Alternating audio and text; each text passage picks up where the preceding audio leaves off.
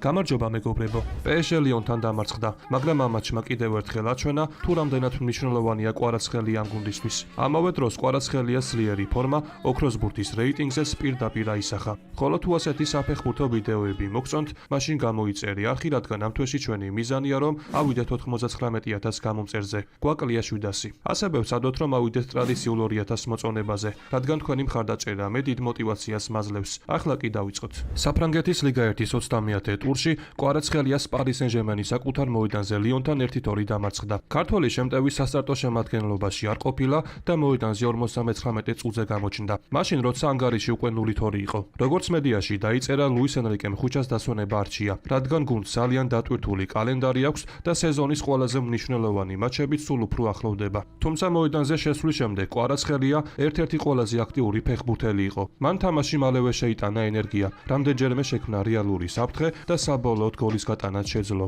კერძოდ მატჩის მიწურულს ხუჩამ ეფექტური ზუსტი დარტყმით ლიონის კარი აიღო და სხვაობაში ამცირა. აღსანიშნავია, რომ გოლამდე ქართველს კიდევ ჰქონდა თავის გამოჩენის შანსები, თუმცა საბოლოო ფინიშამდე ცოტა აკლდა. მიუხედავად ამისა, მისი თამაშიდან აშკარად ჩანდა, რომ შეტევაში სწორედ ისქმნიდა ყველაზე მეტ მოძრაობას და ყველაზე მეტ საფრთხეს. კვარაცხელიამ კი შეხვედრა ასე დაასრულა. ბურთთან 38 შეხება, 25-დან 24 ზუსტი პასი, 4-დან 4 წარმატებული დრიბლინგი და სოფასკორისგან 8.3 ქულა შეფასებად. თუმცა მიუხედავად იმისა, რომ ეს მატჩი ინდივიდუალურად ხუჩასთვის შედეგიანი გამოვიდა, PSG-სთვის ერთ-ერთი ყველაზე ცუდი ამბავი ვიტინიას ტრავმა იყო. პორტუგალიელმა მოედანი ნაადრევად დატოვა და ამ ეტაპზე უცნობია შეძლებს თუ არა გუნდისთვის ერთ-ერთ უმნიშვნელოვანეს შეხვედრაში თამაშს, კერძოდ კი ბაიერნის წინააღმდეგ. მატჩის შემდეგ კი ფრანგულმა მედიამაც ხუჩას თამაში დადებითად შეაფასა. ფუტმერკატო წერს, რომ კვარაცხელიას მოედანზე გამოსვლის შემდეგ ლიონის მეკარეს ბევრ პრობლემას უქმნიდა. აქტიურად ერთვებოდა შეტევებში და შეტევით ფაზაში ფაქტობრივად ერთადერთი იყო, ვინც ტექნიკურ ელემენტებს მაღალი დონით ასრულებდა. მათი შეფასები სწორედ მან შეამცირა, სხვაობა ძალიან ზუსტი დარტყმით.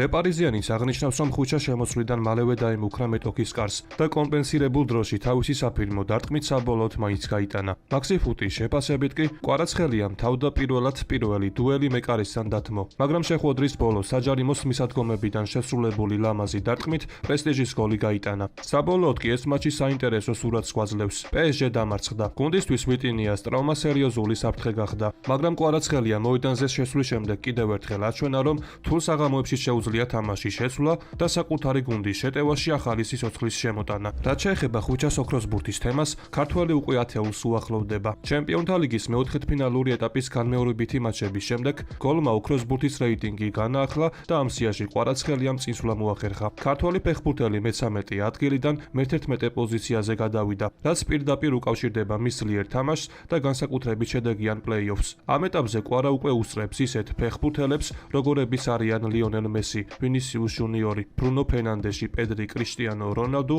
და რაფინია. ასევე ამ გამოცემის შეფასება საკმაოდ საინტერესოა. გამოცემა წერს, რომ თუ ამ დროისთვის ჩემპიონთა ლიგის პლეი-ოფის საუკეთესო ფეხბურთელის დასახელება გახდებოდა საჭირო, კვარაცხელია ერთ-ერთი მთავარი კანდიდატი იქნებოდა. ამის საფუძველი მისი სტატისტიკაცაა. პლეი-ოფის 6 შეხვედრაში მან 5 გოლი გაიტანა და ამ გოლებიდან რამდენიმე განსაკუთრებით გამორჩეული იყო. თუმცა ეს გამოცემა აქვე ერთ მნიშვნელოვან დეტალსაც უსვამს ხაზს. მათი აზრით კვარაცხელიას ფორმა მთელი სეზონის განმავლობაში ასეთივე მაღალ დონეზე არ ყოფილა.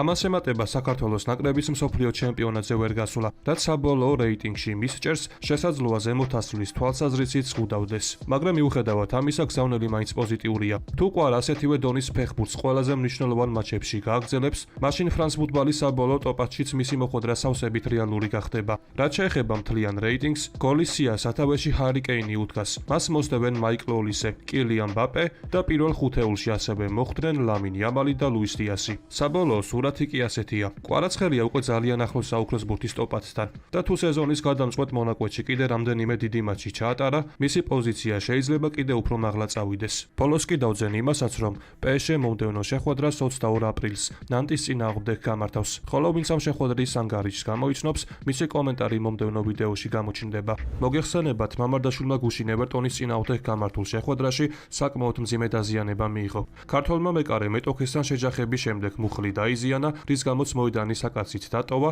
და შემდგომ საავადმყოფოშიც გადაიყვანეს. დღეს კი უკვე თავად გიორგიმ დამაიმედებელი ინფორმაცია გავრცელა. კერძოდ მამარდაშვილმა ინსტაგრამზე გულშემატკივრებს მხარდაჭერის მადლობა გადაუხადა და შემდეგ ირამ დაწერა. მადლობა ღმერთს, ყველაფერი კარგად არის. დიდი მადლობა ყველას ყურადღებისთვის და გვერდში დგომისთვის. მალე დავბრუნდები. დიდი გამარჯვება დერბიში და სამი ქულა. ამბობს გიორგი. ჩვენ კი გიორგის ჯანმრთელობა და სწრაფი დაბრუნება ვუსურვოთ. იმედი დავიტოვოთ, რომ მას მალე ისევ მოედანზე ვიხილავთ და სეზონის დარჩენილ ნაწილსაც თავად ჩაამთავრებს. რა შეიძლება მოხდეს ბარსაში ზაფხული სატრანსფერო ფანჯარაზე? ვინ შესვლის ალვარო arbeloas რეალში? ხოლო თუ აქამდე ხარ მოსული, შეგახსენეთ, რომ ჩვენი მიზანი ავიდეთ 2000 მოწონებაზე, რის შემდეგაც ახალი ვიდეო ძალიან მალე გამოვა.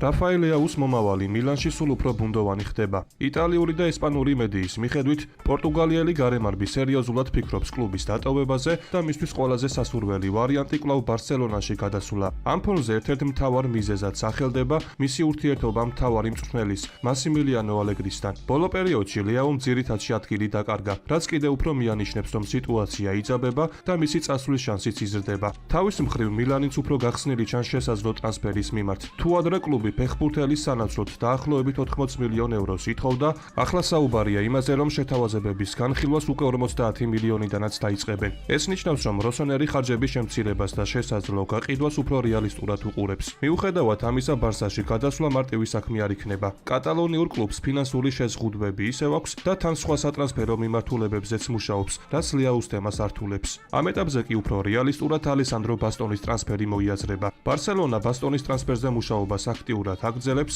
და ბოლო ინფორმაციით მოლაპარაკებებშიც წინსვლა ჩანს. მარკას ჟურნალისტი მატეო მორეტო წერს, რომ კატალონიური კლუბი ბასტონის წარმომადგენლებთან უკვე რამდენიმე თვეა მუშაობს და პირადი კონტრაქტის პირობებზე შეთანხმებასაც მიაღწიეს. ამ ეტაპზე მთავარი დაბრკოლება თავად ფეხბურთელი აღარ არის. ახლა ყველაფერი იმაზეა დამოკიდებული, შეძლებენ თუ არა ბარსა და ინტერი საერთო ენის გამონახვას. გავრცელებული ინფორმაციით ბარსა ცდილობს, რომ გარიგება ფინანსურად უფრო მოქნილი გახადოს და სწორედ ამიტომ ტრანსფერში ფეხბურთელების ჩართვასაც განიხილავს. ამ კონტექსტში კი ერთ-ერთ შესაძლო ვარიანტად ექტორ ფორტი სახელდება, რომელიც ინტერს მოსწონს და შესაძლოა იტალიაში გადასვლაც მოუწიოს. ამიტომ ნახოთ თუ როგორ განვითარდება მოვლენები. მადრიდში მთავარი კითხვა უკვე მომავალ სეზონს ეხება. ვინ იქნება გუნდის მწვრთნელი? ეს თემა ახალი არ არის, მაგრამ ბოლო წარუმატებლობების შემდეგ გაცილებით აქტუალური გახდა. სიატლეტიკის ინფორმაციით, კლუბში ჯერ ბოლომდე გადაწყვეტილი არ არის თუ ბიზე შეჩერდებიან, თუმცა რამდენიმე კანდიდატურა უკვე აქტიურად განიხილება. ერთ-ერთი ყველაზე ხმაურიანი სახელი ურგენ კლოპია. მადრიდში მას დიდი პატივისცემა აქვს, თუმცა მისი აგენტის თქმით,